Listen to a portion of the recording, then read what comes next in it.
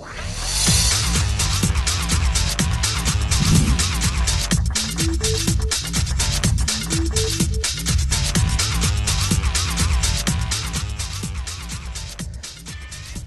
and welcome to another Essential Short video. Today we're taking a look at another youth ministry myth. What is that myth? The notion that, an often quoted idea, that youth are leaving the Christian faith, walking away from the Christian faith after high school at alarming rates. Now, what about youth leaving the church and abandoning the Christian faith after graduation? Well, many people often quote and mistakenly believe that the statistic of 90% of our youth walk away from their faith after high school. However, this stat is based on zero research. That's no data at all. And it's been recently proven to be more of a hunch than a reliable statistic.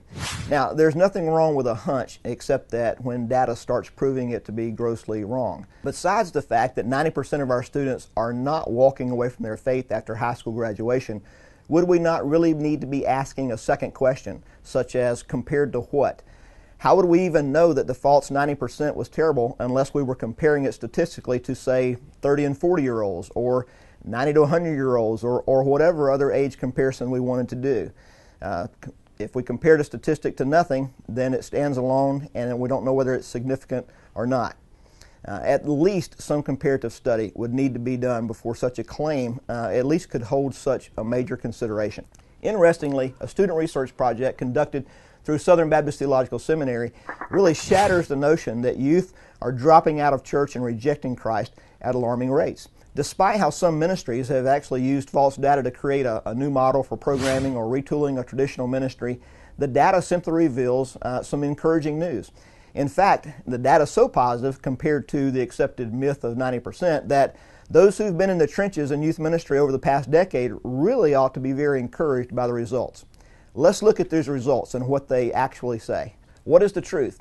It's the fact that 88% of students who graduated from a conservative Southern Baptist megachurch with a traditional approach to youth ministry stayed actively involved with church after high school graduation. Now, while this study was conducted among megachurches, a similarly positive indication can be extended to large, medium, and even small churches. Also, some Lifeway research found that 70% of all denominational youth do, quote, drop out after high school. But 2/3 of those same students who dropped out return in their 20s. And keep in mind that the term dropout in this study with regards to church meant attending a small group 2 times or less a month. Now, let's just pause and take a look at this notion of dropout.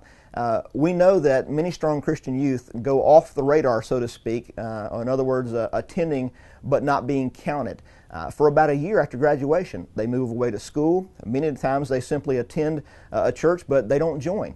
Other times they attend an on-campus Bible study or a college worship outlet of some form that's not part of a data being reported. In other cases, youth simply leave for a period of time while exploring some newfound freedom, temporarily relaxing their spiritual disciplines, only to return to those disciplines after a season or in their 20s.